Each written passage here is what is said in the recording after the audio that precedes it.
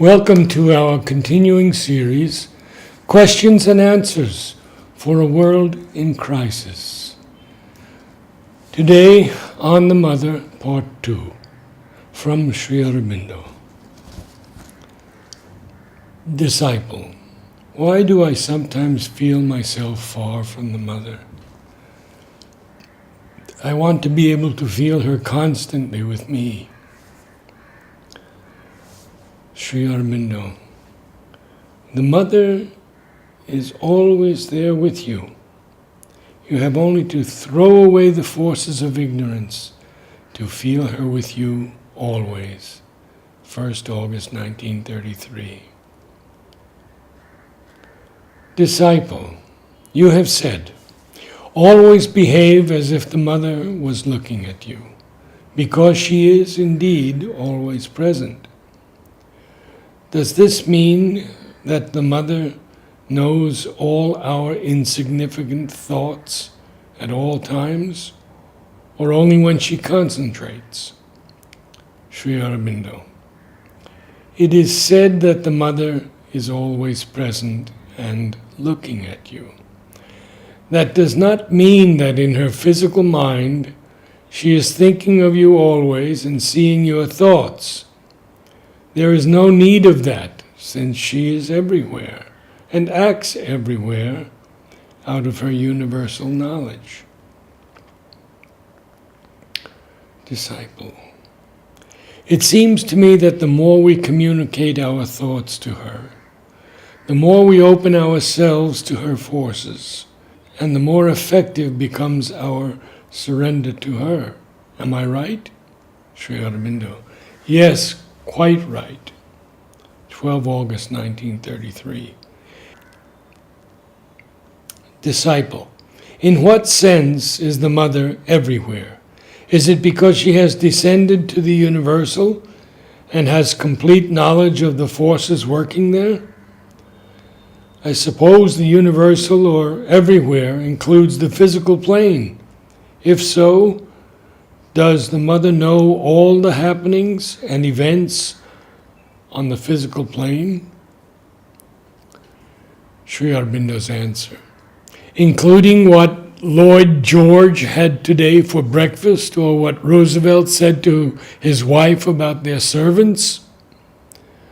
Why should the Mother know in the human way all such happenings on the physical plane? Her business in her embodiment is to know the working of the universal forces and use them for her work. For the rest, she knows what she needs to know, sometimes with her inner self, sometimes with her physical mind. All knowledge is available to her universal self, to her, but she brings forward only what is meant to be brought forward, so that the work may be done. 13 August 1933. Disciple, I had a dream in which I was walking alone in the desert. Was the meaning of the dream that this sadhana is very dry and difficult? Sri Aurobindo, no. It is perhaps how some part of the vital or physical consciousness figured it. But the path is not a desert, nor are you alone, since the Mother is with you. 2nd November 1933. Disciple, my vital does not seem to have devotion for the Mother. Instead of loving her, it gets mixed with undivine forces. Protect me from these vital obstructions. I wish to feel that I'm in the Mother's lap. Sri Aurobindo, the Mother is always with you. The vital has its desires and therefore does not believe in the Mother's presence. You have to call down the Mother's force into it to remove its doubts and desires. 11 November 1933. Sri Aurobindo, the Mother is always with you. Put your faith in her. Remain quiet within, and do with that quietude what has to be done, you will become more and more aware of her constant presence, will feel her action behind yours, and the burden of your work will no longer be heavy on you. Disciple, you have written, always behave as if the mother was looking at you, because she is indeed always present. On the other hand, you wrote to me recently that it was not physically possible for her to be present everywhere. When I asked the mother about this, she said that she could be present in many places. How to reconcile these contradictory statements? Sri Aurobindo. If by physically you mean corporeally, in her visible, tangible, material body, it is obvious that it cannot be. When you asked Mother the question, she did not understand you to mean that. She said that she could be present everywhere, and she meant, of course, in her consciousness. It is the consciousness and not the body that is the being, the person. The body is only a support, an instrument for the action of the consciousness. Mother can be personally present in her consciousness. The universal presence, of course, is always there.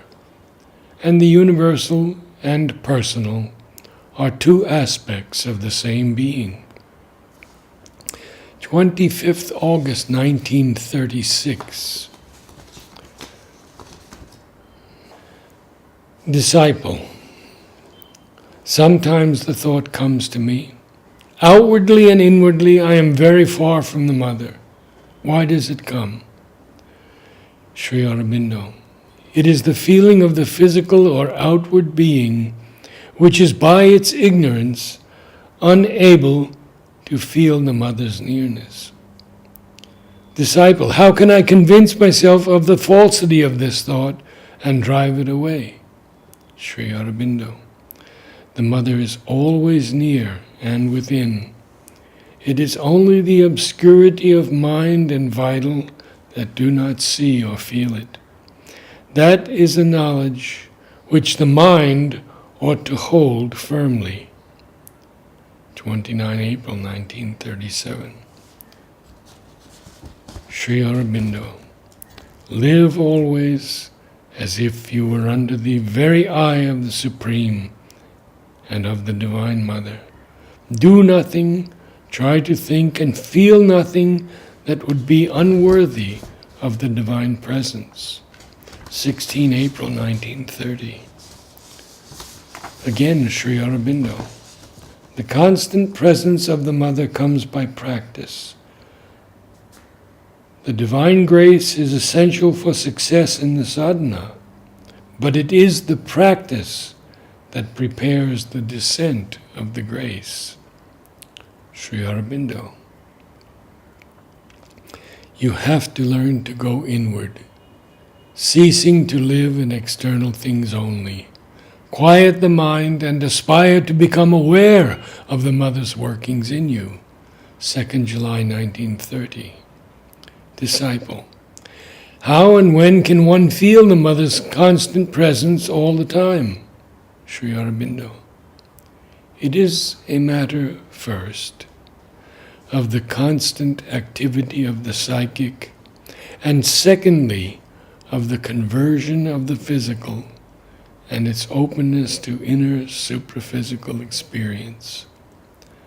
Apart from the vital and its disturbances, the physical is the chief difficulty in establishing a continuity of yogic consciousness and experience. If the physical is thoroughly transformed, opened and conscious, then stability and continuity become easy. 16 October 1933. Disciple, we believe that it is the Mother who does the sadhana in us, but we scarcely feel it. I suppose there must be some veil in us. Sri Aurobindo. It is a veil which disappears when the mother's working as well as her presence is consciously felt at all times. 7 January 1935. Disciple. Is there any difference between the mother's presence and the divine consciousness? Sri Aurobindo. One can feel the divine consciousness impersonally as a new consciousness only. The mother's presence is something more. One feels herself there present within, or above, or enveloping one or all these together. 8 July 1935. Disciple. You write one can feel the divine consciousness impersonally as a new consciousness only, but that the mother's presence is something more. You also wrote in another letter that the divine presence in the heart is much more than the consciousness. In what way is the presence more than the consciousness? Sri Aurobindo. I meant that one can feel the divine consciousness as an impersonal spiritual state, a state of peace, light, joy, wideness, without feeling in it the divine presence. The divine presence is felt as that of one who is the living source and essence of that light, etc. A being, therefore, not merely a spiritual state. The mother's presence is still more concrete, definite, personal.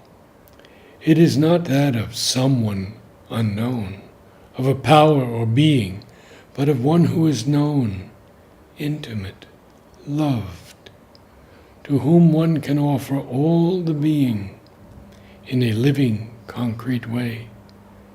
The image is not indispensable, though it helps. The presence can be inwardly felt without it. 2 July 1936. Disciple. Mother gave me a quiet mind today. Ever since pranam, I have been feeling her atmosphere. Some force which I feel to be hers is upon my head and around me. My restlessness is much less, almost gone. Sri Aurobindo. It is the mother's touch that you feel upon you, and that indicates her presence. In the state of the consciousness, it is the force working on the system which brings what is needed or aspired to, peace or light or happiness, and the psychic opening. Peace, quiet, followed by a happy state and a psychic opening is what you need. Let that grow always. Disciple. You write, certainly very few seem to realize what a possibility has been given them here. What precisely do you mean by possibility? Possibility of what? Sri Aurobindo. I was not speaking of any particular thing, but the whole spiritual possibility due to the mother's presence here. Very few realize what that means, and even those who have some idea of it take little advantage and allow their lower nature to block the progress. Disciple. X writes, one thing I do not understand. Though I feel the mother so near to me, these forces still dare to come and disturb me. How is this possible? Please tell me what to reply to him. Sri Aurobindo. The forces can always be there, so long as there is not the transformation of the whole nature. They manifest themselves whenever they can.